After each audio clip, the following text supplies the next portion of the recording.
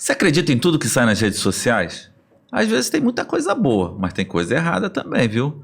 Preste atenção, nem tudo que reluz é ouro, mas nem tudo que fede é mau cheiro, é um cheiro ruim, sabe? Então fique ligado que a gente vai falar sobre umas coisas muito estranhas que acontecem nas redes sociais hoje e de outros assuntos muito legais. Fiquem ligados que vai começar o podcast.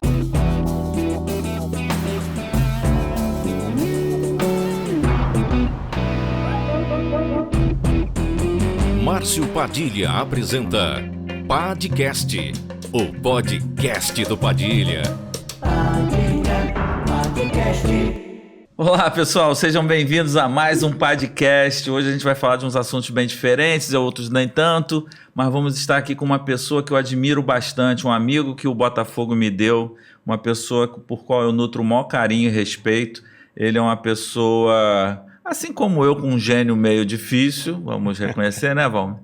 A gente tem lá nossas cacetadas, mas um amor incondicional, principalmente pela família, acho que é uma coisa que nós dois temos em comum, um amor incondicional pelo Botafogo e um amor pela vida também como um todo, né? A gente tem muita experiência de vida e o Valmer tem uma experiência de vida que eu acho fantástica, assim, um cara que nunca deixou a peteca cair, né, Valmer? Sempre correndo atrás, né?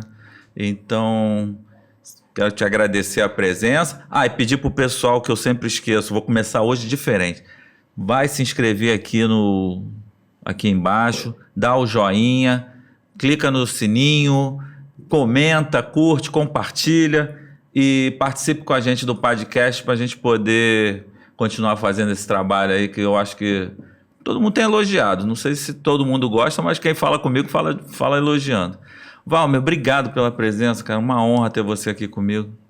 Estimadíssimo Padilha, eu é que digo, honra-me sobremodo estar contigo aqui nesse podcast. Olha, que esse linguajar rebuscado de advogado é muito bom, eu admiro demais. Eu fiz aqui a abertura com o Marcelo Jucá falando um monte de besteira, sucumbência, jurisprudência, data vênia, não sei nada disso, o que significa. Mas eu quis tirar essa onda. Valmer, vamos começar do começo. Por que o direito, a advocacia? Como é que isso começou na tua vida? Olha, surgiu de forma muito interessante. Eu tenho que fazer rapidamente um histórico. Eu casei aos 22 anos, muito jovem, tinha uma vida de esportista, né? Enfim, jogava futebol, ficava na praia, tinha aquela vida de classe média, como todos nós, né? Na época, né?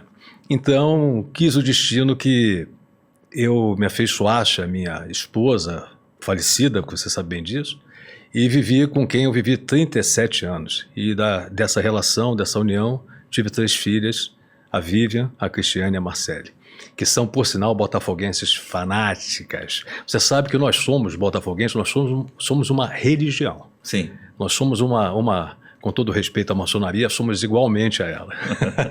Não, eu te conheci através das meninas, né? Eu conheci primeiro as meninas, na época do Orkut. Tinha um amigo nosso que usava o apelido de morcego no Orkut, e ele falava sempre da Confogo, de um fórum, que hoje em dia não se usa mais esse negócio de fórum, mas na internet era muito popular no início dos anos 2000, todo mundo se falava através de fórum, trocar ideias e tal, e tinha um fórum da Confogo que falava só de Botafogo. E tinha lá a Sharapova, que era a Vivian, que era braba toda a vida, uma personalidade muito forte, que nós todos temos, né? Mas eu me dei muito bem com ela e com a Cris. E aí, dessa amizade, a Cris falou, que meu pai é botafoguense também. Poxa, aí eu vim a ser diretor de marketing em 2009, né? Aí lá, meu pai é doido pra te conhecer e tal. Eu falei, então vamos conhecer essa fera aí. E, cara, eu tenho um carinho imenso pelas meninas. E já falei isso aqui, a gente tem um amor incondicional pela família. E eu sei da família de vocês como é. E é recíproco, elas também têm muito por ti. E você perguntou pelo direito. Só voltando à via de sequência. Eu sou o mestre de interromper e mudar de assunto. Não. Mas olha, mas a vida jurídica, propriamente dito, eu ousaria dizer, com todo respeito aos brilhantes advogados, amigos, e que aqui contigo estiveram, eu sou um advogado de tribunal, sou um sobrevivente. Então, os detalhes não passam em branco, porque exatamente você tinha que ter uma postura um pouco talvez um pouco agressiva tecnicamente, para poder se fazer ouvir. Até porque no direito é diferente. É uma categoria muito diferente das demais. O advogado, para um vencer, o outro tem que perder. Então essa amizade, essa urbanidade existe. Ética, urbanidade. Mas, na verdade, nós somos ex-adversos. Diferente da classe médica, diferente das outros segmentos que todos se unem em prol de uma situação. O advogado não. Ele defende interesses. Ele representa os interesses da cidadania perante o Estado. Estado juiz, Estado polícia, Estado MP. Então, nessa linha de raciocínio, só voltando rapidamente, você perguntou por conta do direito. Eu me casei muito novo e não tinha profissão, não tinha condição de trabalhar, porque não tinha uma formação superior. E quis o destino, eu fui vender seguro, capitalizações, corretor de imóveis, sempre trabalhando, mas sempre com muita garra, determinação e estudando paralelamente e mantendo realmente mulher, uma filha, logo a seguir outra e um pouco depois uma terceira filha. E a Cláudia não podia trabalhar porque as meninas pequeníssimas, né? Tinha que dar atenção, não tínhamos condições de bancar ajudantes, cuidadores, então ela optou, embora pedagoga, ela não trabalhava e eu fazia esse dever de casa. E nisso, eu quis o destino que, com esforço, né, consegui montar um escritório e, paralelamente a isso, sempre também trabalhei com funções públicas até de primeiro escalão. Tive cargos, eu fui diretor jurídico de uma empresa pública de saneamento, que é a SEDAI, por 2 ocasiões, enfim, e outros tantos cargos que tive aí na área pública que... Quer dizer, talvez não pronuncie para que não se pense que a gente esteja fazendo aqui um currículo ouvinte, que não é a história. Não, mas a ideia é essa, a gente conhecer um pouco da tua história e as pessoas conhecerem o lado do Valmer, que não é só o cara brabo, né? Não, o Valmer é um cara até porque, proativo, empreendedor. Até porque a advocacia, Márcio, tem essa característica. Eu, muito jovem, quando eu comecei, advogado, você, para ter voz, você tem que ser um pouco mais aguerrido no tribunal, tem que estudar muito. Eu lia de madrugada, devorava jurisprudências, eu ficava de 11 da noite, que eu tinha até 3, 4 horas da manhã. Jurisprudência, só que a Anta aqui não sabe. Jurisprudência é quando um caso tem uma coisa similar. Jurisprudência, toda decisão de um tribunal, de um colegiado, se torna uma jurisprudência. Tá? Porque tem o juiz de primeira instância, ele emite um juízo de valor, ele julga, ele entrega a jurisdição, e aí você recorre e vai para o tribunal. O tribunal, o colegiado, é que vai julgar o recurso. E aí forma a jurisprudência, é o chamado acórdão. É o acórdão em que você vence por maioria, ou enfim, ou por unanimidade, ou perde. Entendi. Então ali se decide, embaixo se determina, o tribunal decide. Então eu, muito jovem, experimentando sem tradição familiar da advocacia na minha família, eu realmente tinha que sobreviver. O sustento familiar. E aí você se torna mais aguerrido. E isso, no curso da vida, te dá uma condição de autoconfiança, até suficiência, não capaz de ser, assim, uma pessoa potestativa, suprema, não, mas de segurança.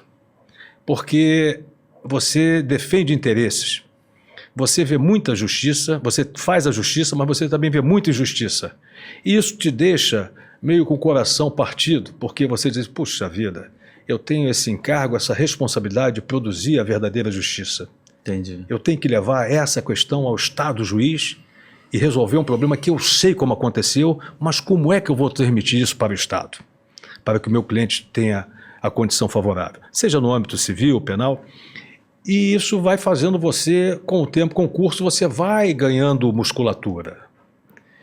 Só que você também não perde o teu lado humano, o teu lado das amizades, não muda nada. Você é o advogado do lado do tribunal. Fora lá, você é um cidadão comum. Sim. Você brinca, você zoa, você é o botafoguense de arquibancada, que eu sempre fui de arquibancada. O meu maior orgulho, você sabe disso. Sim. Eu sempre fui de torcida organizada do Botafogo. E talvez seja isso até que leve essa imagem de turrão, daquele cara... Não, esse cara é muito turrão, muito rabugento, não sei o que e tal. Eu já vi várias pessoas falando de você. Eu falei, cara, não é o Valmer que eu conheço. Não. O Valmer que eu conheço é o Valmer que está sempre sorridente, abraça os amigos, carinhoso com as filhas, com os amigos, conversador. Eu não tenho área de atrito com ninguém. O que eu tenho são atitudes. Isso. Eu tenho posições... E às vezes incomoda, né? Eu tenho posições que eu às vezes consigno com uma certa postura de autodeterminação por acreditar naquilo. Entendi. Mas sem, contudo, menosprezar quem quer que seja. Em hipótese alguma, respeitando sempre o contraditório, a posição dos... Agora, as pessoas, elas, na verdade, quando você tem uma postura definida em certas circunstâncias, você incomoda. Sim. Agora, veja bem que contraditória é essa vida humana. Quando você não fala nada, fala fino, você é um frouxo. Faquinha de presépio. Faquinha de presépio. Quando você tem uma postura, você é arrogante. Isso. Então você tem que escolher o seu rumo. Né? Mas tem que ser equilíbrio, natural. Né? Natural. Naturalmente. Natural. Eu não tenho dificuldade nenhuma, Márcio, de tratar com um milionário, cliente, como uma pessoa de comunidade. Onde eu vou, eu sou o mesmo. Trato com os dois, claro, guardado as devidas proporções e seus devidos locais. Um requer uma postura mais centrada, mais recatada, técnica, o outro uma postura da minha naturalidade. Soltura, brincadeira, pelada, aquelas coisas, a gente sai desse mundo formal, entra na gíria, entra naquelas coisas todas que, na verdade, eu não tenho área de atrito com ninguém. Eu não tenho área de atrito. Até porque eu não deixo nascer o capim na porta. Eu tento ligar para a pessoa e esclarecer. Resolve logo. Resolvo. Esclarece. E acho, porém, que isso é uma conduta que me ajuda muito na vida. Porque onde eu passei, em região dos lagos, fui procurador-geral dos municípios mais famosos lá, na região, como Cabo Frio, procurador-geral, Búzios, procurador... O procurador-geral é inerente à sua profissão de advogado.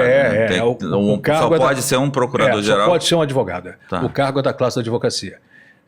Então, uma cidade que eu não conhecia ninguém, eu fui sozinho, através do ônibus 1001, comecei a advogar para uma secretária, comecei com isso, daqui a pouco comecei a advogar para os prefeitos, os resultados começaram a surgir, aí entrou a amizade, porque é muito comum comigo, particularmente, eu não tenho aquela vocação como uma certa categoria jurídica tem de distanciamento. Eu não.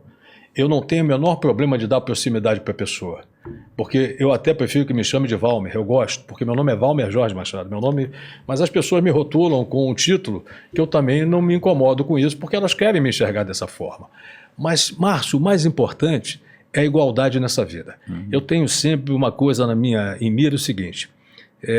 a questão financeira, o poder e uma situação também de vida é tudo muito efêmero, muito passageiro. Tem tudo o mesmo cheiro, é tudo muito passageiro. Então, ninguém é.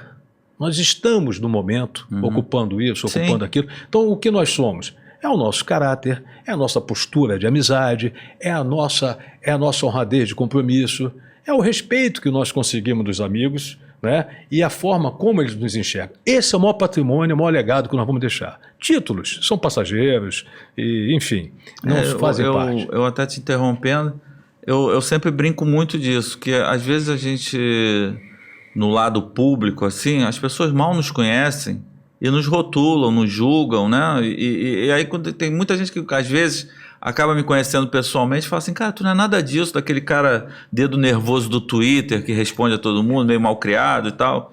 Eu até admito que me chame disso, de malcriado no Twitter, mas de incompetente não. Porque, modéstia à parte, eu não sou incompetente. Mas esse negócio de conhecer pessoalmente faz toda a diferença, né? Faz porque a imagem é a mesma coisa qualquer artista, você tem a imagem positiva dele ou não. Isso. É um detalhe que você gosta, alguém que fala que você compra aquilo, mas isso faz parte, né, da vida. Agora, você sabe muito bem que nós... voltando, a família. Eu, com o falecimento da minha esposa em 2015, da Cláudia, eu tive que me reinventar. São quase 40 anos de vida. É duro. Eu sei o que vocês passaram, a dor que no meu caso, eu perdi o meu pai, as meninas perderam a mãe, você perdeu a esposa. E um ano depois, minha mãe. Pois e assim, foi duro, né? Foi. Eu tive essa convivência, eu sei como as meninas sofrem até hoje. É verdade, porque eu era uma super mãe e eu trabalhei muito. Para chegar na faixa dos 60 anos, coisa e tal, imaginando ter uma vida assim, mais de passeio. 60 ainda está longe, né, Valmer? Tu tá garotão ainda, né? Eu já estou nessa faixa. Então, de forma que imaginava um planejamento que fizemos, né, no sentido de... Até porque, Márcio, eu trabalhava muito, mas eu viajava muito, escritório em São Paulo, Brasília, região dos Lagos, Campos Jordão, então... Uma vida muito assim, gostosa de se levar, né? Juntando o trabalho com os jantares, com aquela confraternização de amigos e sempre frequentando as arquibancadas do Maracanã. Diga-se, frise-se com muita convicção, sempre arquibancada. Sim. tinha cadeira, eu cheguei a ter cadeira perpétua, um cliente uma vez me pagou como honorário cadeira perpétua, eu emprestava a cadeira e ia na arquibancada. E quem sabe, tem pessoas como o Eduardo Pantera e outras, lembrou de mim na época da campanha, dizendo, o Valmer era fundador comigo da torcida jovem, Milton, Jackson. Então, isso tudo são características que eu tive sempre o Botafogo comigo, essa paixão, o Botafogo para mim foi muito importante, porque o Maracanã, aquelas minhas angústias de vida, necessidades financeiras, problemas, autoafirmação profissional, era no Maracanã que o Botafogo me dava alegria, eu ficava sozinho naquilo, vendo as vitórias do Botafogo, me regozijavam, me deixavam feliz, voltava para Casa Alegre. Como dizia um grande amigo meu, você desopilava o fígado. E você sabe por que minhas filhas se tornaram barbaramente Botafogo? Sabe por quê? Na marra. Porque havia o seguinte, a mãe dizia, se o Botafogo vencer, vocês vão no La Mole e vão no McDonald's. Então elas torciam, se o Botafogo venceu, mas pode consultá-las. Elas vão confirmar isso. Então foi uma forma de torcer apaixonadamente pelo Botafogo. Começou com o La Mole na época. A gente usa as armas que a gente tem, né? Na época era o La Mole e o McDonald's. Olha. Né? E hoje se tornaram umas grandiosíssimas botafoguenses. Pro meu orgulho, né? Que nós fomos escolhidos, né? Fomos. Mas, Valmer, o direito e a família, eu sei que são coisas que você ama, mas a gente tem um amor em comum, né? Que é o Botafogo, né, cara? Como é que começa o Botafogo na sua vida? Deixa eu começar contando. Meu pai era flamenguista. Nossa. Mas o meu pai era aquele flamenguista meio fanático, assim, e eu tinha um certo ranço de ver ele torcendo, que era uma coisa meio fora do padrão. E meu avô bonzinho, meu avô querido, minha mãe botafoguense, meu avô botafoguense, eu falei, acho que eu vou torcer pro time do vovô. O vovô é mais calmo, o negócio é mais tranquilo. Isso nos anos 60, né? E você, como é? Vem de família, de berço? Vem de família. Aos 9 anos, meu pai já levava-nos ao jogo, eu e meu irmão. Aos 9 anos de idade, nós já íamos ao Maracanã. Não posso deixar de citar o Valdir Luiz, irmão do Valmer Machado, radialista, meu companheiro lá de diretoria na época que eu estive lá junto com o Carlos Eduardo no Botafogo. O botafoguense também fanático, né? Chega a ser meio louco, mas é uma figuraça, né? Aquele abraço, Valdir. Tem que marcar o nosso papo também. Mas aí íamos a todos os jogos do Botafogo, não perdíamos um jogo do Botafogo sequer. Sempre na arquibancada? Sempre na arquibancada. Íamos para a Rua Bariri, para Bom Sucesso, acompanhávamos em todos os cantos do Botafogo. É muito difícil você mudar de lado quando você tem uma raiz de arquibancada. Sim. Arquibancada de cimento. Uhum. E nós enxergamos um Botafogo vitorioso, exitoso, de glória, de vitórias. E aí hoje, depois teve aquele jejum desgraçado. E nós vivemos aquele jejum sem faltar um jogo sequer. Pois é, isso que eu ia falar. A gente tinha uma fidelidade maior no jejum que, sabe, clássico era meio a meio no Maracanã. Não tinha essa. O Flamengo era meio a meio. Não tinha esse negócio de 10%, ou de a torcida ter medo. Não sei o que. A gente ia todo jogo. O Maracanã era outra coisa, né, Márcio? O Maracanã era. O antigo Maracanã. Não esse Maracanã. Era o verdadeiro. É. Você chegava, comprava o ingresso na hora, subia a rampa da arquibancada, 100 e poucas mil pessoas, era normal. Você descia a rampa com todo mundo. Entrava as duas torcidas junto, o cara ficava ali, uma para a direita, outra para a esquerda. Agora fizeram uma arena para rico. Isso, plateia. E primeiro que você tem que ser tudo hoje via internet, tem isso, a burocracia. É um negócio que até afasta o torcedor, aquele raiz. O que teoricamente seria para facilitar, em alguns sentidos virou um complicador, né? Virou um complicador, porque o torcedor hoje é chato você ir ao estádio. Nós tínhamos estacionamento? Nós não tínhamos. Mas parávamos em frente ao Portão 18, na Mata Machado, largava o carro ali, o guardador vinha, você pagava, ia na bilheteria, comprava o ingresso, subia a rampa, estava lá na arquibancada. Eu ia de trem. Sim, também. Hoje não. Hoje você não pode mais estacionar nas cercanias do Maracanã. Pode nem entrar na rua se bobear. Você não tem mais lugar para estacionar. O mais próximo é o Shopping Tijuca, que você tem que vir andando, ou São Francisco Xavier, ou então se você tiver vaga lá dentro.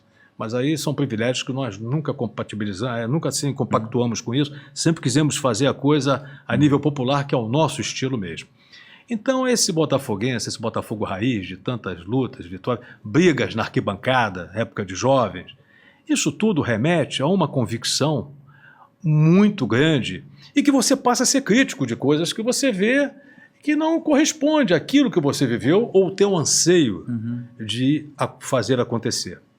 Aí as pessoas começam a ter um perfil de análise Isso. sobre alguma coisa que você fala, sobre uma postura sua, sobretudo de forma até fake news. Essas redes sociais, elas são terrivelmente perigosas. Sim. Elas fazem uma destruição na vida do cidadão, da cidadã, e depois você, por melhor que seja a resposta, Não tem volta. só vale a primeira notícia. Sim, a primeira impressão é que fica. Então você acaba tendo aí Então vamos chegar lá, Valmer. Esse amor incondicional, mas você nunca fez parte de diretoria, nunca... Não, nunca Na fiz... nossa época, você, por amizade, começou a ajudar informalmente. Né? Teve Sim, um momento... Eu acho que eu já tinha saído quando você passou a ajudar formalmente. Foi o seguinte, em 2017... eu recebi a visita de um presidente que eu muito estimo, admiro, Carlos Eduardo Pereira. Sim, que foi com quem eu trabalhei. Né? E a esposa, a cônjuge, a doutora Rose, no meu escritório, para conversarmos, dizendo que tinha um processo da Odebrecht contra o Botafogo. E eu tive a grata satisfação e a honra de ser escolhido pelo Carlos Eduardo para ser o advogado da maior causa que o Botafogo tinha na época. E um mandato de 35 milhões na rua. E conversamos, né? E depois... Que só para esclarecer, uma cobrança por parte da Odebrecht de 35 milhões de reais. E naquela ocasião, no meu escritório, eu de plano fiz algumas sugestões da tese que seria proposta ao tribunal, na defesa, né? E eles concordaram, o casal concordou de plano, me subsidiou com muitas informações maravilhosas e conseguimos trancar a ação no tribunal. Estávamos em vias de ganhar a ação, estava na fase pericial, uma fase técnica, que na verdade o contrato que o Botafogo teve com a Odebrecht era um contrato que não tinha objeto definido nele o contrato. Nada que justificasse, né? A Odebrecht assim, não era banco. Não era banco, não era financeira. A troco de quem emprestar 20 milhões ao Botafogo. Foi a época que o Engenhão foi fechado. Era Engenhão. Foi fechado. Naquela época ainda chamavam ele de Engenhão. Porque exatamente o Engenhão foi fechado e tinha por mira o edital do governo do Estado, publicado, e a Odebrecht era a interessada em assumir o consórcio Maracanã por causa da Copa do Mundo. Sim. Foi 2014, né, se não me engano. A época, mas acho que foi 2013, 2014. Nessa altura do campeonato, o Flamengo... ele não quis... A interdição, Valmer, foi em 2013 que a gente teve que ganhar o Campeonato Carioca lá em Volta Redonda.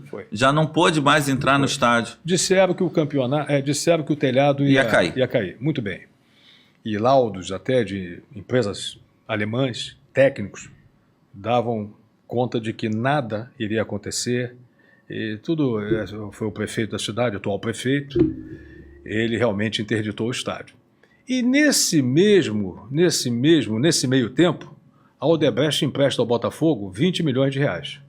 Ora, se ela não é banco, não é financeira, não é do ramo, não é clube de futebol, a título de quem emprestou os 20 milhões de reais com o estádio fechado? Para ajudar o Botafogo? Sim, porque o Botafogo teve que aderir ao consórcio Maracanã, porque o edital do governo do Estado previa a necessidade dos clubes participarem da licitação, clubes. Mas tivemos que rescindir esse contrato, um contrato assinado por 35 anos. Pois é. E aí o Botafogo, o Vasco tem o estádio dele, o Flamengo não quis, o Fluminense já estava, então sacrificaram o Botafogo, a verdade é essa, para fazer o Botafogo ter onde jogar, que no caso teria que ser o Maracanã, e assinar a solidariedade com o Fluminense para poder o Odebrecht ganhar um contrato. Ora, então o Botafogo não assinou um contrato, não pegou dinheiro com a Odebrecht. O Botafogo teve uma compensação financeira da Odebrecht. Também acredito nisso. Diferente. Cala a boca, né? E ficou muito claro na tese que defendemos que o contrato era dissimulado. Até porque não havia um objeto contratual definido. O que é objeto contratual? É especificamente para aquela finalidade. Você não pode nunca emprestar um dinheiro a alguém e dizer que vai funcionar sinergicamente, não sendo do ramo, não sendo afim à questão. Então isso tudo, Márcio, foi uma tese nossa que o tribunal trancou e nós estávamos chegando à vitória derradeira, final, quando surgiu o nosso nome, né? A candidatura como candidato à presidência do Botafogo. Isso, muitos botafoguenses lançando o nosso nome por conhecerem nosso perfil de combatividade, de dedicação ao clube, de que, na verdade, não permitiríamos que o Botafogo sofresse as consequências que vinha sofrendo, sendo achincalhado pela mídia. Aí entra aquela coisa do torcedor, do garoto de arquibancada, que viu o Botafogo sempre ser homenageado e hoje vê achincalhado. Quando um dirigente disse, na época, você perguntou, eu estava colaborando na época terceirizado, como advogado terceirizado do clube. Não tinha cargo, não tinha nada, advogado terceirizado do clube. E nisso, um dirigente na época lá, um repórter de São Paulo, chama o Botafogo de Bostafogo. Não sei se você recorda um paulista. Lembro. Eu disse o seguinte, eu ainda disse assim, já não era mais o Carlos Eduardo, o presidente, era o Nelson Mufarré. Eu sugeri que nós pegássemos os torcedores e cada torcedor entrasse com uma ação indenizatória nos 92 municípios do estado do Rio de Janeiro para poder o camarada ser penalizado no bolso, como forma pedagógica, como forma de ensinamento. Não, postou um Twitterzinho pedindo desculpa. Aí ninguém quis. Aí o Valmer passou, mas isso não dá. Essas coisas é que nós faríamos. Uhum. Nós íamos defender o torcedor que é como a gente, como nós somos. O torcedor da arquibancada. Por isso é que as pessoas, muitos torcedores mesmo, de arquibancada raiz, são meus amigos, se afeiçoam a mim, torcem pela gente. Porque sabem do nosso estilo. Nosso estilo de botafoguismo, nosso estilo firme, de propósito, leal. Uhum. E sabe que não deixaríamos o Botafogo ser achincalhado como fica. O Botafogo era escandalosamente tungado e sempre tudo ficou por isso mesmo. Olha, recentemente a gente foi tungado aí em algumas situações e tem ficado por isso mesmo também. Então, Márcio, isso tudo gera o quê? Esse cara é assim? Não. Esse cara não é assim, não. Esse cara é um botafoguense que quer respeito com a grife, com a marca, só isso. Mas você não consegue fazer respeito se distanciando do problema e falando, não, deixando pra lá. Não, você tem que enfrentar o problema. Nesse ponto eu admiro muito o Carlos Eduardo, porque o Carlos Eduardo também não deixava... Ele vinha com quente, ele voltava com 2 fervendo. Sim, então você veja bem o seguinte, outra coisa, precisamos fazer... Eu vi muita gente na época dizendo que tinha, porque o Flamengo vai pagar, vai dar dinheiro. Não, Botafogo e Flamengo é Irã e Iraque. É Irã e Iraque. Não tem esse negócio, pura. Não. Eu não sei, na época, uma pessoa disse assim, numa entrevista aí de programa, o cara disse, o que você, presidente do Botafogo, pode ajudar os clubes do Rio? Não posso ajudar ninguém, que eles se explodam, que eles acabem. Eu só vou ajudar o Botafogo, eu não quero saber de ninguém. Porque nós só olhamos para dentro da gente, nós só olhamos para o Botafogo. Nós não queremos saber do vizinho, como é que ele está. A nossa paixão é tão elevada, é tão assim, tensa, que a gente não consegue olhar para o vizinho. As reuniões quando falava, vamos alugar o estádio para o Flamengo. Cara, assim, tinha dificuldade financeira? Tinha. Mas aí os caras vinham cheios de exigência, eu quero botar a bandeirinha de escanteio do Flamengo. Que isso, meu irmão? Bandeira é coisa de território. É marcar território. Não vai botar sua bandeira aqui. Mas aí, Márcio... Mas os caras faziam de picuinha também. Faziam, a gente estão precisando de dinheiro. E a gente, no nosso orgulho, a gente fala, não, estão precisando de dinheiro, mas não vamos perder a nossa dignidade. Você é de convir que, tirando o caso de Eduardo Pereira, todos cederam. Não, nem todos. Nem todos. Caso Eduardo não cedeu. Caso Eduardo mantinha. Não, digo assim, os presidentes lá. Anderson, a gente. Sim, não. Mas é botafoguense raiz. Mas a maior parte vê isso como business, como negócio. Não. Eles não são como a gente. A verdade é essa. Eles não são botafoguenses como nós encarnamos o espírito do Botafogo. Então nós cobramos mais, nós exigimos essa postura. Eles não. Para eles, o Botafogo ganhou ou perdeu, é a mesma coisa. Eles querem estar na fotografia, querem estar bem. Isso é que eu combato. Aí o camarada diz, mas esse cara é arrogante, esse cara é impetuoso. Eu prefiro ser arrogante, prefiro ser impetuoso, mas vou continuar defendendo a grife, a marca. E quero ser reconhecido pelos grandes botafoguenses, pelos amigos que eu tenho desse naipe. Agora, os que acharem, eu não vou, você vê que ninguém vai conseguir agradar ninguém, né, Márcio? Pois é. E aí veio a candidatura a presidente, que eu acho que eu tive a honra de compartilhar um pouco disso contigo. Até você é testemunha que eu não queria me meter nisso, mas em consideração a você, algumas pessoas que apoiaram a sua candidatura, eu falei, vamos lá, vamos fazer um trabalho. Mas o mais interessante, você chegou no momento oportuno. Quando nosso nome, alguns amigos sugeriram nossa candidatura, estava em plena pandemia. Foi? Eu não era conhecido dentro do clube. Nunca fui, eu nunca frequentei. Então, eu falei o seguinte, vamos fazer uma chapa e conseguimos o Banco Alantra. de investimento oficial, você sabe disso, Sim. você acompanhou tudo, as tratativas de alto nível. Já chegamos, a nossa chapa dos 140 nomes, nós tínhamos nomes notáveis, desembargadores, procurador-geral de justiça, que significa o MP, delegados de polícia, advogados, médicos, tudo. Chapa nova, 140 nomes, puro sangue. Conseguimos fazer uma chapa e ninguém acreditou que nós fizéssemos uma chapa. Ah, esse cara não vai fazer chapa, quem é ele? Porque os 9 grupos políticos estavam fechados. Teve aquela deturpação também de que você era contra a SA. Até você ver que a covardia covardia política, não diria assim, pessoal, né?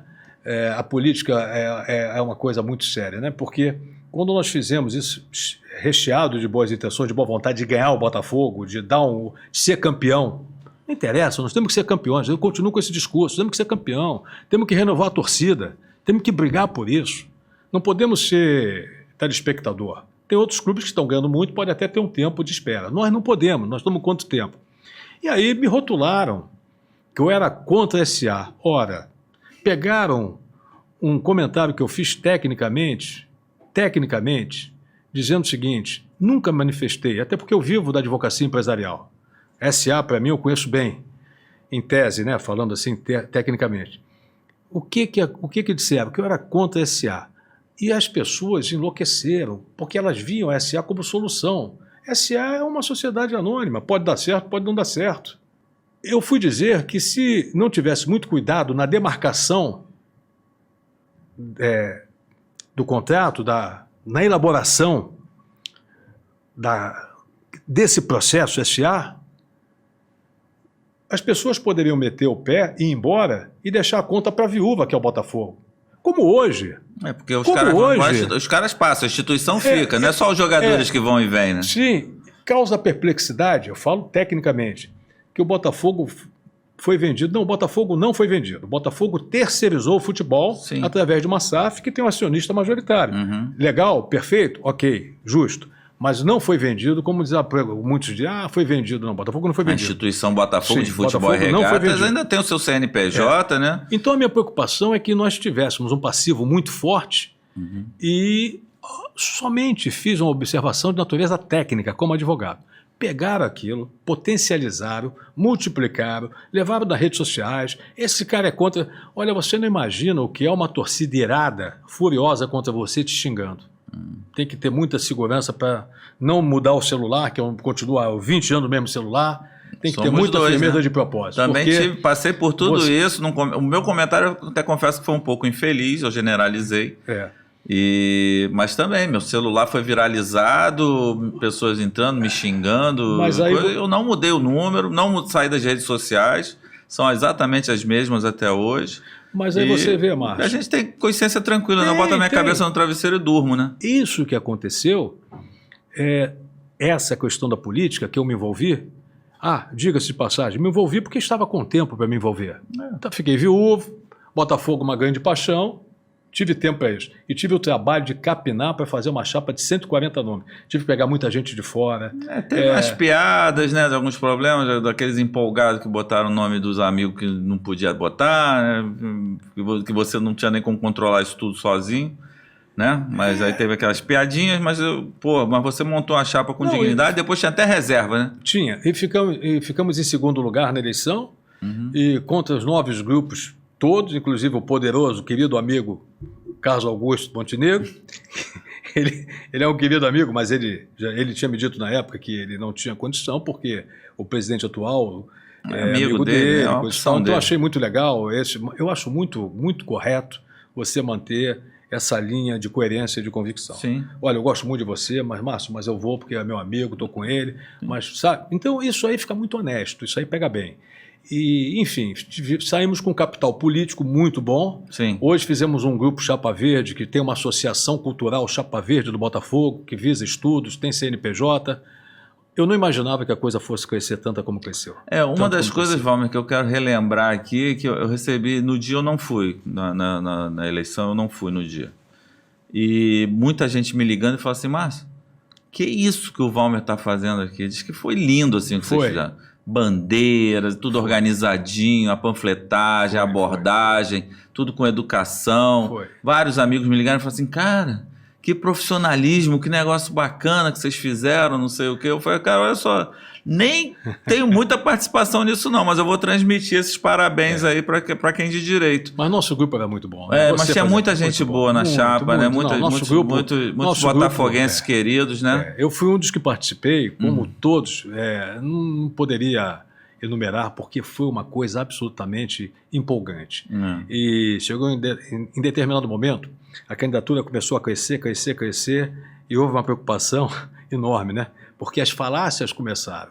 Pô, esse cara vai chegar aqui, vai mudar tudo, vai acabar com isso, vai fazer... Então, sabe, aquelas coisas que tomam volume. E aí eu dizia o seguinte, mas se o Botafogo está falido, ninguém quer, por que a gente não pode pensar em mudança? Por que eles estão com tanto amor ao cargo? Por que eles querem continuar? Se não ganham, se o clube está falido, por que essa vontade, esse desejo acentuado de permanecer? Isso, para mim, causava espanto. No sentido, por que razão? Isso é meio controverso, assim, porque eu estive lá sem ganhar nada e tinha eu não tinha apego ao cargo. Quem me conhece sabe que eu ando... Você comentou um negócio em off aqui que eu fiquei lembrando, assim, cara, os porteiros, os faxineiros, os seguranças, todo mundo, quando eu vou no estádio, eu chamo todos pelo nome, todos vêm me abraçar, todos têm muito carinho por mim, porque eu nunca tive aquela coisa de, eu sou o vice-presidente, tem que me tratar com hierarquia, não sei, eu sempre levei tudo muito na brincadeira. Mas você vice-presidente, você... houve o momento da eleição, depois o segundo momento é a administração. Sim. O primeiro momento é o oba-oba da eleição, o segundo momento é a administração. Você participou de uma administração com competência, produzindo. Quem me conhece acredita que sim. Quem não me conhece acredita que não. Márcio, é normal essas críticas surgirem. Para quem está na vitrine, as críticas vão sempre surgir. Eu sempre fui meio grosso no Twitter mesmo. Não, então... você tem um grau de espontaneidade que incomoda. As pessoas não podem ser espontâneas. As pessoas,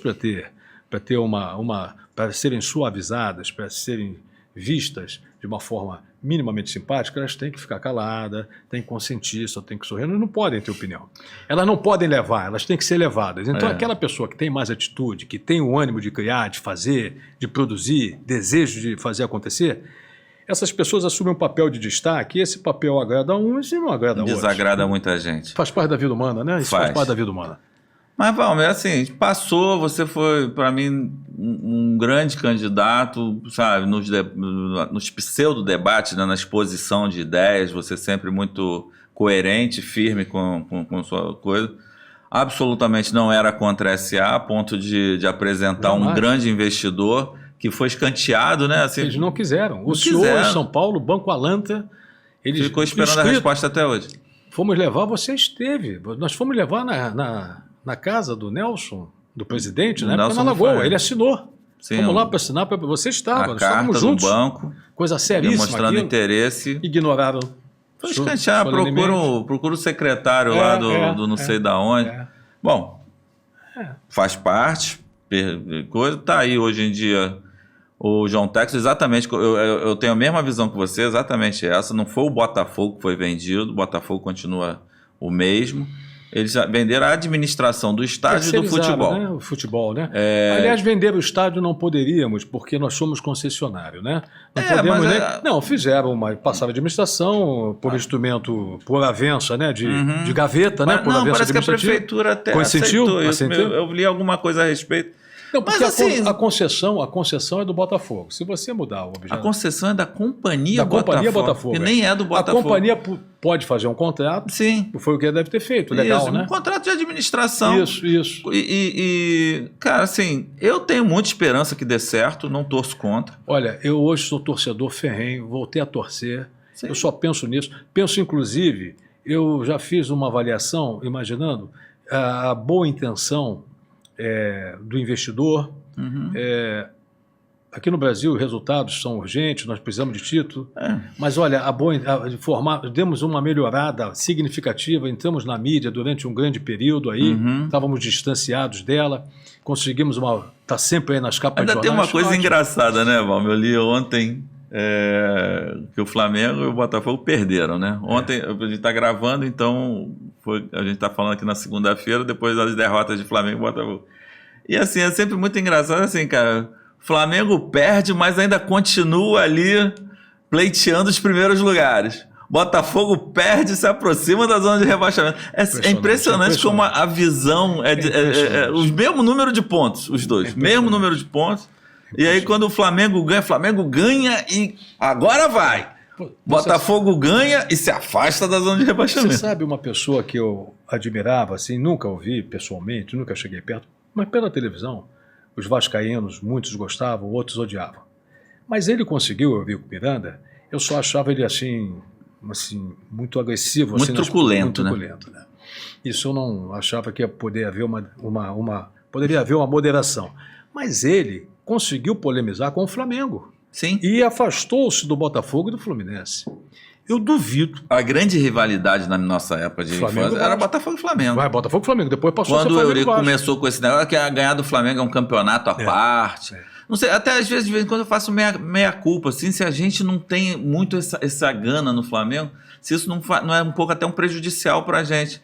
Eu vejo outros clubes jogam contra o Flamengo como se estivesse jogando contra mais um. E pra gente não ganhar deles é um prazer especial. Mas isso é uma rivalidade, desde a época de Garrincha. Sim, é um prazer especial, né? Isso aí pra gente, isso aí tá no Botafogo. Porque o Botafogo se não vive de título, ele vive de grandes vitórias. Isso. De grandes ídolos. Nós vivemos dessa forma. Nós nunca fomos um clube de gatos.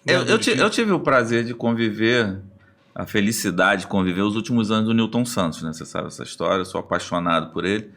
E visitava ele na clínica, ele falava muito isso. Ele falou assim, mas a gente queria viajar, ganhar em dólar. Isso. A gente queria fazer excursão, conhecer o mundo todo, sabe?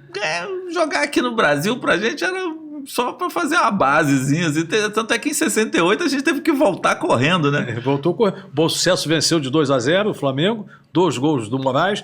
Eu fui pra lá, pra arquibancada. Vencemos de 4-1 eles, fomos campeões na Taça Guanabara. Isso, e aí fomos campeões, bicampeões cariocas. Bicampeões também, da Taça Guanabara e Carioca. Isso. Eu lembro, meu pai, fomos à noite. Era a verdadeira Celefogo. Né? Lembro que o primeiro gol do Flamengo foi do Dionísio de cabeça, era um centroavante que tinha, o Botafogo empatou, Zequinha, 2-1, 3-1, 4-1. Então o Botafogo veio correndo de fora para disputar essa partida. Só esclarecimento, o Newton Santos não estava mais nessa, ele já estava lá com a lojinha dele na Voluntários da Pátria. Mas na época dele, 58, 62, eles queriam viajar, ganhar bicho em dólar. Porque aqui não tinha mercado. Eles voltavam com a poupancinha deles. E aí porque o futebol naquela ocasião era amador, né, Márcio? Praticamente. Então, não, era amador, não tinha carteira assinada. Você não tinha obrigação de ir no clube todos os dias. Você fazia treinamentos futebolísticos, assim, de campo, jogava pelada, pra lá, né? Hoje não é mais aquele. Hoje você fica, o jogador passou a ser atleta profissional, então ele tem que ir no clube todo dia fazer fisicultura, fazer isso, fazer aquilo. Sim, vários e hoje ninguém mais faz coletivo de campo. Difícil. Só se vai aquele negócio de bola, de toque daqui, toque. Você vê que o futebol hoje é robotizado, é feio, toca pra frente, toca pro lado, parece enceradeira, roda, volta pra trás, vai pra frente, não vai. Eu admiro muito o futebol argentino, que ele vai em direção ao gol. Né? Eles vão em direção. Eu não acompanho futebol internacional. Não, também não. Mas eu digo assim, em termos assim, de jogador, você vê as características de todo jogador argentino, ele mira o gol. Eu acho, Valmer, assim, essa coisa, de vez em quando fazem umas comparações esdrúxulas. Porque se o Neymar jogasse naquela época, o que seria o Neymar? Seria um monstro ou seria mais um? Se o Garrincha jogasse hoje, ele seria o mesmo que foi? A gente não tem como saber. E hoje eu comentei com o Laerte, hoje caminhando de manhã, eu comentei, Laerte, nosso querido amigo Laerte, conselheiro. Eu disse, Laerte, o Neymar não ganhou nenhuma Copa do Mundo e olha a condição de vida que ele tem. Esse pessoal da época Garrincha, né, porque não tem nada, faleceu né, na Bacia das Almas, sem recentemente nada. Ficaram dependendo de CBF, dar um dinheirinho do negócio de álbum da Copa, de prêmio de não sei o quê. Eu até quero agradecer a CBF, o Newton foi de grande valia, né, porque ajudou. Eu acho que todos eles têm uma mesada. Não. Os que foram campeões mundiais, não tem? Não, receberam esse prêmio aí da CBF, se não me engano, foi de R$100 mil para cada ex-jogador. E para o Newton foi de grande valia, porque o Botafogo pagava a clínica, mas ele tinha um monte de despesas extras, né? De enfermeira 24 horas, remédio, um monte de coisa que a Célia na época precisava. Então esse dinheiro chegou em boa hora, ele tinha que fazer uns exames também e tal, então chegou em muito boa hora. Mas assim, o futebol daquele tempo era o futebol daquele tempo, o futebol de hoje é o futebol de hoje, são duas narrativa, duas trajetórias completamente distintas. A modernidade, o Newton falava, cara, eu não gostava de fazer ginástica. Porque fazer ginástica para eles era subir arquibancada, pulando em arquibancada, estourando o joelho, fazer canguru. Hoje em dia não, cara. Exercício físico é, altamente científico. A gente comprou pro Botafogo o Kinel, que é um aparelho de alta complexidade. Ele define a força que o cara faz para levantar a perna e define a força que faz para descer. É um negócio, assim, tudo computadorizado. Então, assim, não tem como dizer se seria diferente. Eu acho que quem tem talento teria talento naquela época, teria hoje. Quem não tem, não teria em época nenhuma. Eu também acho que vai muito da pessoa, né? Eu acho que hoje o máximo que o futebol permite é que, com toda essa fisiologia, fisioterapia, estrutura de técnicas, de coisas, é o condicionamento físico, que eu acho que o condicionamento físico ainda faz a grande diferença. Eu acho que uma das coisas que o Botafogo tinha em 2016, quando a gente classificou para a Libertadores, e depois 2017, quando a gente jogou a Libertadores, era o Ednilson Senna, que aos 45 do segundo tempo o Botafogo ainda estava voando, fazendo gol e correndo e fechando. Então acho que a preparação física hoje sim faz uma grande diferença. O Gerson fumava, né? Fumava. Os jogadores fumavam, bebiam cerveja e tal. Então, assim, o condicionamento físico hoje eu acho que faz toda a diferença. Mas fora isso, essas comparações eu acho meio complicadas, complexas e difíceis de chegar a um denominador comum.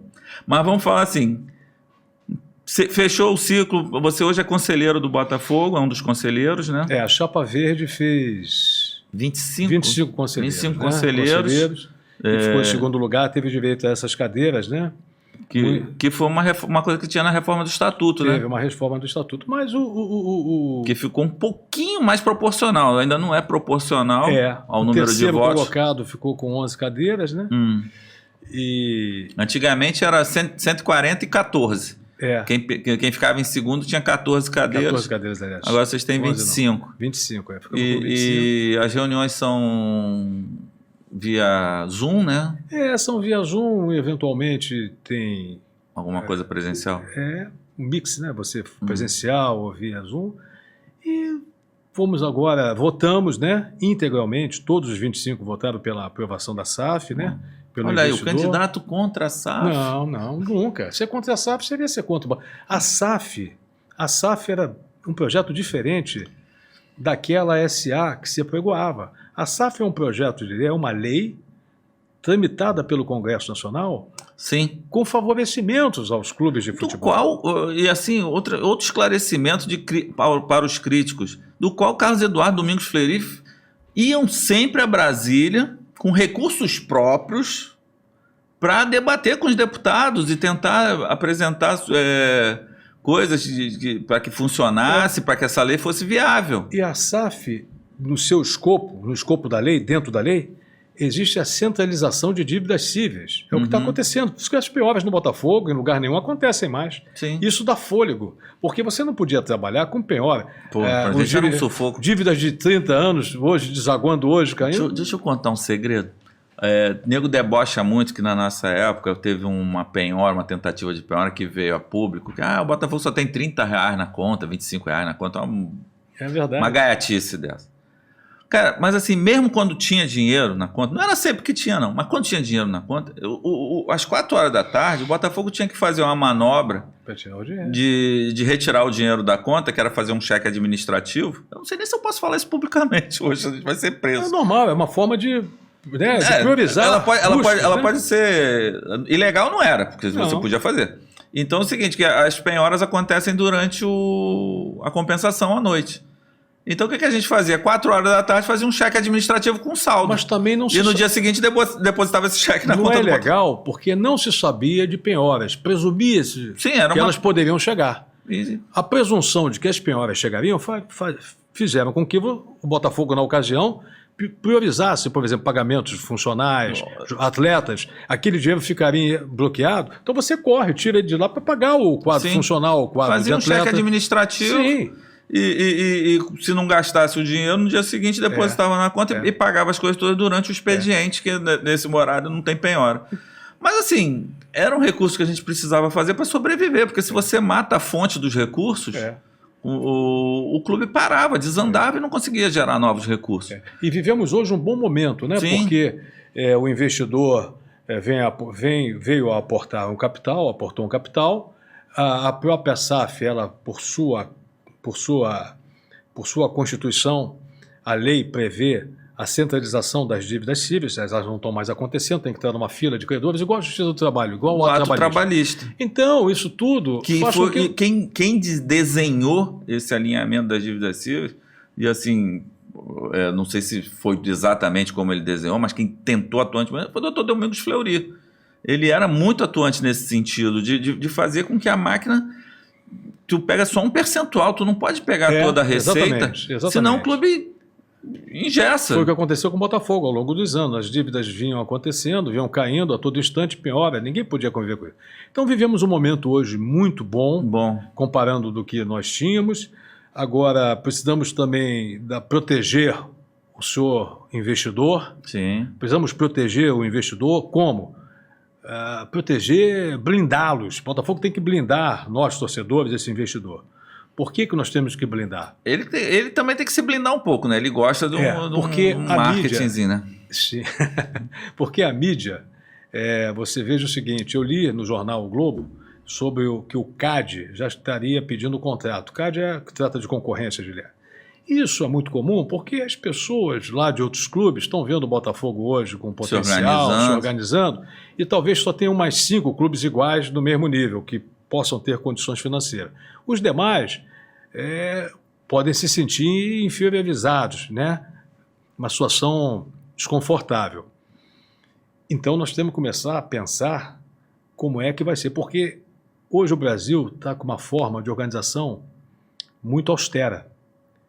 Hoje, e as redes sociais, hoje tudo se conecta. Uhum. Então tem que verificar algumas situações junto às entidades federais. Eu gostaria muito de auxiliar no que couber. Mas para auxiliar o Botafogo e auxiliar de modo geral, a pessoa tem que ter mecanismo, tem que ter ferramentas para isso. Uhum. Eu posso até te falar o que surgiu, que você, na verdade, já conversamos.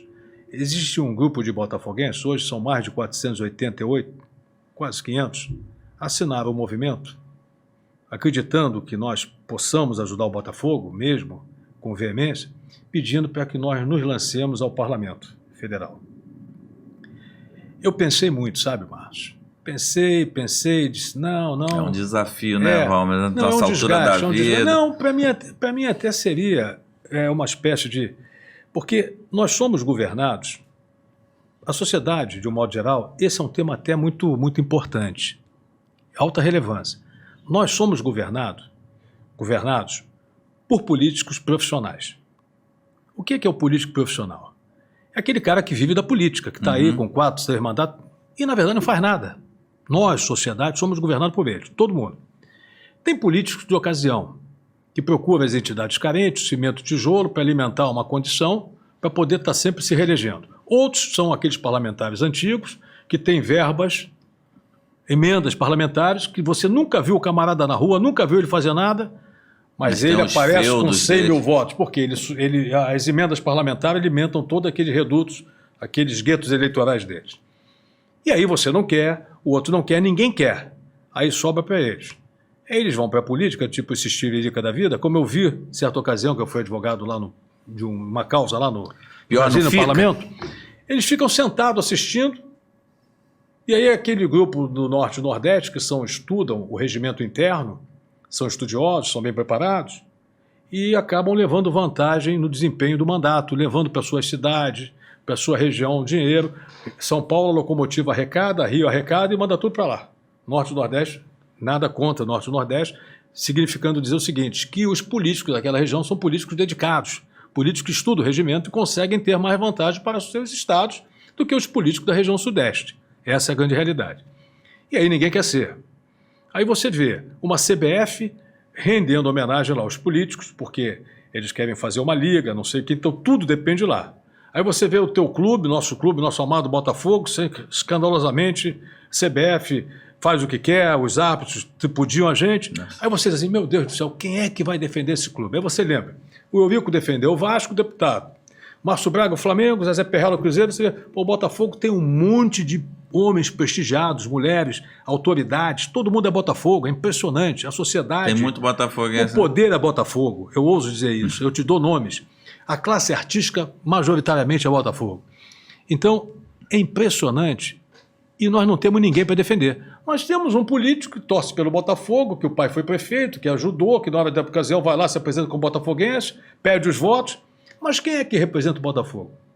Então, esse grupo de 480 e poucas pessoas assinaram papel, gente de todas as camadas sociais, desde militares, brigadeiros, enfim, magistrados de alto escalão, todos incentivando, não o Valmer, incentivando, nós íamos para lá como deputado, simplesmente, não, incentivando ser um defensor do Botafogo, criar esse escudo para ter um canal, tal qual a vinculação com torcida, por ter sido advogado de torcedores, de torcidas, por ter essa vocação de proximidade com eles e por ter também entrada nos meios, né, de acesso.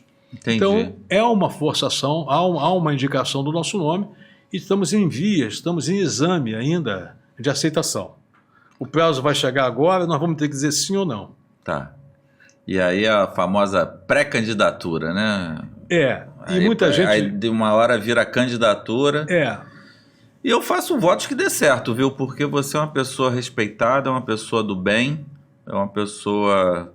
Fico um pouco preocupado porque eu sei da sua dedicação à família, ao seu escritório. Mas sei que você está reconstruindo a vida agora com uma lição de vida aí, né? Que você está tomando, né? Eu hoje você conheceu uma pessoa muito querida. A Lisa, uma gaúcha, Rio do Sul, Lisa está morando aqui. Mas que tem uma história de vida aí que vai exigir de você um carinho que eu acredito que você já está dando, né? E isso, aliás, Márcio, você tocou num ponto, até vou fazer uma breve síntese dele. Vou fazer uma síntese deles. A Lisa tem um filho que tem uma síndrome, que tem uma beta-catenina, não produz esse componente. Não é um hormônio isso? Não, isso aí é uma... Rapaz, eu tô careca, cansado de ouvir isso, mas acabo não decorando, porque é tanta informação. O menino andava, né, tá com 8 anos, e isso foi enfraquecendo, os músculos vão ficando, não é aquela doença de esclerose, não. Não produz essa beta-catenina, isso aí é uma vitamina, não, é uma proteína, que dá força na musculatura. Então, um menino bonito, lindo garoto, 8 anos, botafoguense. Já virou botafoguense? A garota também é apaixonada. Já foi escolhida. 6 anos, é Botafogo, é tarada pelo Botafogo. O Botafogo apaixona, né? Eu mostro sempre a torcida, aquelas coisas todas, então eu encanto. Já foi escolhido. São duas crianças lindas, maravilhosas. E o menino veio para cá, ele vai no Instituto Sara, faz a terapia, e tudo é muito caro. Tudo é muito caro. Eu estou vendo qual é a condição de uma pessoa deficiente. Eu estou vendo que eu nunca imaginei que fosse passar por isso. A vida são as vicissitudes, são as coisas que se apresentam que você, né, se impacta. Outra coisa, Márcio, essa questão da pessoa deficiente, esse país rico, gastando dinheiro em tudo que você possa imaginar, com verbas milionárias, emendas, você sabe que para fazer uma fisioterapia, uma criança dessa, por sessão, R$500. Se você fizer 5 vezes por semana, são 2.500. Se você fizer 4 vezes, são R$10.000. 10 mil por mês. Só de fisioterapia. Só uma camada da sociedade privilegiada. Então, isso tudo diz assim, meu Deus do céu. Plano de saúde. Eu sofro, você sofre, todos nós sofremos. Agora a ANS blindou os planos de saúde, inclusive o Supremo referendou a decisão da ANS.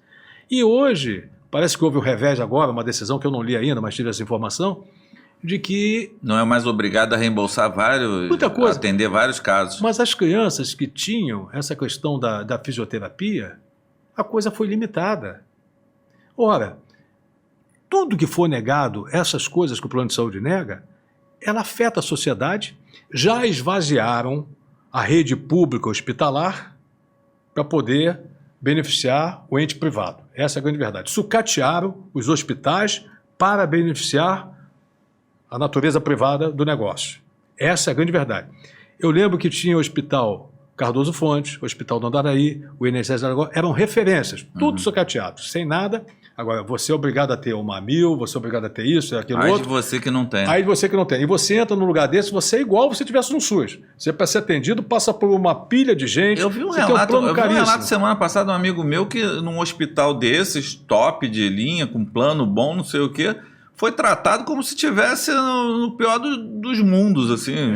Espera e maltratado. O negócio não tá fácil, não. Não é. Então, imagina para quem não tem nem esse hospital. Então, Márcio, eu fiquei em mira o seguinte, os planos de saúde, isso me incomoda muito, ver a situação reversa. Ah, mas você vai conseguir? Se você estiver lá dentro, fizer acordos de bancada, trabalhar, todo mundo é sensível. Todo mundo tem as mesmas necessidades. Você consegue mudar muita coisa. A questão também da pessoa deficiente, você consegue também dar amparo a muita coisa. Porque tudo vem pelo Congresso Nacional, tudo é lei. Tudo passa por ali. Ali é a casa da legislação. Então você tem que ter noção de um projeto de lei. Tem iniciativa do Legislativo, tem projeto de lei de iniciativa do Judiciário, tem iniciativa do Executivo, para gerar constitucionalidade. Então, quando o cara já tem essa mobilidade, então fica muito mais fácil ele chegar num lugar desse, aonde mexer e como mexer. Ao passo que a maior parte dos políticos profissionais, eles estão ali pedindo voto para se permanecer no poder só para tratar dos interesses da vida deles. Nós não precisamos disso, na verdade. Graças a Deus. Mas queremos entrar nisso agora, se for decisão, vamos entrar. Ainda queremos, eu digo que a forçação de barra está grande. Mas se nós entrarmos nisso, Botafogo, artigo 1º, a pessoa, a deficiência e plano de saúde. São 3 situações que eu acho que movimentam. Uma é causa própria, que é Botafogo, movimenta uma nação. E as 2 outras têm a questão relevantemente social. Sim. Então, por isso, eu não estou agora em xeque para dizer daqui a uns dias se aceita ou não. Eu faço votos que dê certo, como eu já disse, eu fico um pouco preocupado, porque eu sei que é um desgaste, é uma coisa...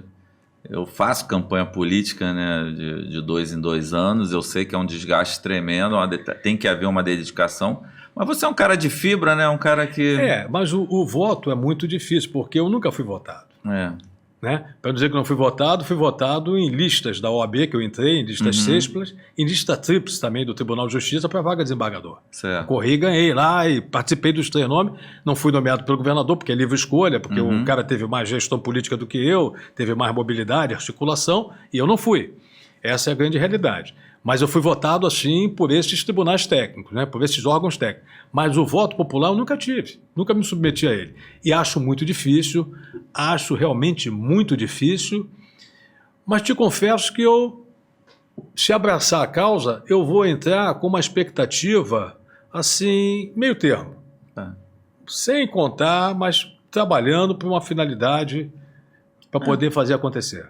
Eu ainda acredito que no Brasil as pessoas um dia vão entender a importância do voto no parlamento. Que todo mundo fala muito em presidente, governador e tal, e esquece dos senadores, deputados federais e estaduais, que são os que realmente vão mudar a vida dela. E você quer ver uma coisa, Márcio? Eu fui falar com 2 amigos publicitários e um deles disse assim para mim, Valmer, você tem que mudar seu discurso. Eu falei, eu não sou personagem, pô. Isso também é importante. Você tem que falar para o povão. Não quero falar para o povão. Eu sou um advogado há mais de 35 anos, tribunal, a minha vida todo mundo me conhece, eu sou um cara simples, sou um cara igual, sou um cara agora, eu não tenho como fazer um personagem para agradar, não tenho. Eu quero um propósito seguinte, então o que você quer? Eu falei, não, o meu perfil está para todos, mas tem um segmento que pode ser que esse segmento se encaixe nele. Vai ser uma espécie de aprovação ou reprovação. Ou o segmento adota ou não adota. Você diz, esse cara não serve, eu não gosto. Paciência. Mas você submeter a tua experiência é válido. E eu estou numa idade de vida, numa 60, coisa e tal, e me permito até dizer, olha, estou com minha vida já organizada, por que não tentar dar uma colaboração para a sociedade?